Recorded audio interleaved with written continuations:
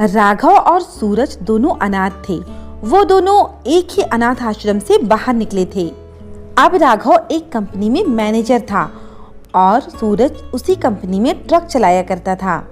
इसके बावजूद भी दोनों एक साथ एक ही घर में रहा करते थे। सूरज स्वभाव से बहुत ही दयालु था। वो लोगों पर अक्सर दया किया करता था। भैया, आपके पास कुछ खाने को हो तो दो ना, मुझे भूख लगी है। सूरज ने तुरंत अपने बैग में हाथ डाला और अपना टिफिन निकालकर उस गरीब लड़की को दे दिया। सूरज लंच के समय कैंटीन में अकेला बैठा था। क्योंकि उसने अपना टिफिन दे दिया था तो उसके पास खाने को कुछ नहीं था। इतने में राघव वहां पर आया। वो सूरज को देखकर समझ गया और अपना टिफिन देते हुए बोला, ये ले, चल तू मेरा टिफिन खा ले। चल चल, अब जल्दी से खा ले, भूख लगी होगी तुझे। हाँ, मैं तो खा लूंगा, पर तू क्या खाएगा? तू टेंशन मत ले, आधा आधा खा लेंगे। चल चल, अब जल्दी से निकाल, खाएंगे, भूख लगी है मुझे भी। वो दोनों साथ में खाना खाने लगे। तभी राघव ने पूछा, अच्छा बता, कहाँ दे आया तू आज अपना टिफिन? अरे, रास्ते में एक गरीब लड़की मिल गई थी, बहुत भूखी लग रही थी, मुझसे मांगा तो मैंने दे दिया। उसे देखकर तो मुझे अपना बचपन याद आ गया। हमें भी ऐसे ही अनाथ आश्रम में कई बार खाना नहीं मिलता था। अगर हम वहाँ भी नहीं होते तो फिर क्या होता हमारा।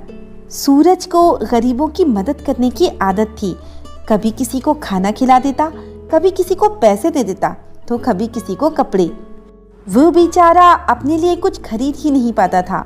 उसके सारे पैसे ऐसे ही चले जाया करते थे। ऐसे ही सूरज एक दिन अपना ट्रक लेकर कहीं जा रहा था। तभी उसने देखा कि एक गरीब औरत सड़क पर अपने बच्चे के साथ पड़ी हुई है। सूरज दौड़ते हुए उस औरत के पास पहुंचा। पानी, पानी, मुझे पानी चाहिए, पानी।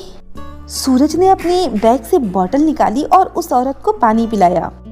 वो औरत होश में आते ही बोली, बहुत दिनों से हम भूखे हैं और मेरा बेटा भी भूखा है, हो सके तो कुछ खाना खिला दो हमें। सूरज ने अपना वॉलेट चेक किया तो उसमें पैसे नहीं थे।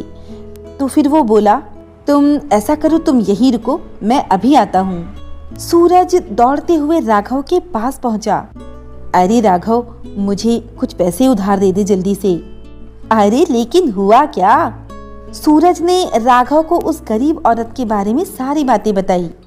राघव ने सूरज को कुछ पैसे उधार दे दिए। सूरज ने ये बोलकर उन पैसों को ले लिया कि वो जल्दी ही उसे लौटा देगा और वहां से चला गया। सूरज दौड़ते हुए उस औरत के पास पहुंचा और अपने साथ लाया हुआ खाना और दूध उस औरत को दे दिया और वो बहुत खुश था। शाम को जब सूरज घर लौटा तो राघव बैठा ही था।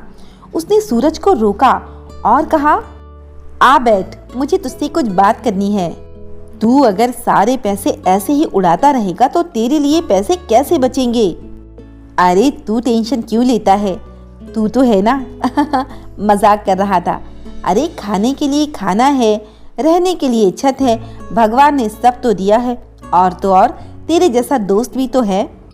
हाँ, लेकिन तेरी अपनी भी तो जिंदगी है, तेरी भी तो शादी वादी होगी कि नहीं, और पैसे की जरूरत तुझे भी पड़ेगी, तुझे बचाना चाहिए।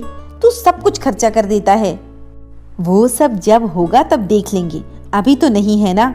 और तू इतना टेंशन मत ले, भगवान है ना, सब ठीक करेंगे। हाँ हाँ, भगवान तो सब के लिए हैं, तुझे अपने बारे में सोचना चाहिए। अगर तू उस औरत की मदद नहीं भी करता तो भी कोई ना कोई उसकी मदद जरूर करता। अरे अपनी भी तो कुछ मदद कर यार। अपनी ही तो मदद कर रहा हूँ। लोगों को खाना खिलाना, उनकी मदद करना मुझे पसंद है। और अगर सब ऐसा ही सोचेंगे तो किसी की मदद कौन करेगा? तुझे समझाना तो बेकार ही है।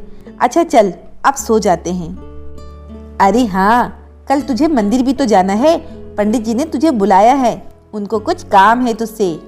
हाँ हाँ, मैं चला जाऊंगा। अच्छा चल, अब सोते हैं। अगले दिन सूरज मंदिर जाता है। वहाँ उत्सव की तैयारियां हो रही होती हैं। सूरज भी उन सब के साथ उत्सव की तैयारियों में जुट जाता है। कभी फूलों की माला बनाता है तो कभी पूजा की तैयारी करता है। इसी तरह शाम हो गई और एक एक करके सभी लोग अपने घर चले गए। अब सूरज अकेला ही मंदिर में बचा था। न जाने आजकल क्या हो रहा है, दुनिया में कोई किसी की मदद ही नहीं करना चाहता। बेचारे गरीब और गरीब होते जा रहे हैं और अमीर होते जा रहे हैं। राघव को मेरा दूसरों की मदद करना सही नहीं लगता कि मैं कैसे किसी की मदद ना करूं। मुझसे तो किसी का दुख देखा ही नहीं जाता। अब अगर मैं उस भूखी औरत की मदद ना करता तो हो सकता था वो भूख से मर जाती, फिर मैं अपने आप को ही दोष देता रहता। काश मेरे पास बहुत सारे पैसे होते तो मैं लोगों की और मदद करता, बहुत मदद करता। मुझसे तो किसी का दुख देखा भी नहीं जाता। सूरज दिन भर के काम के बाद बहुत थक गया था। उसने सोचा कि वो मंदिर में ही थोड़ा आराम कर ले। ये सोचकर वही मंदिर में वो लेट गया और थकान की वजह से सूरज की थोड़ी ही देर में आंख लग गई। फिर वो सपना देखने लगा। सूरज को सपने में एक परी दिखाई दी। सूरज, मैं इसी मंदिर में रहती हूँ। बहुत दिनों से मैं तुम्हें देख रही थी। तुम बहुत दयालु हो और तुम बहुत अच्छे हो।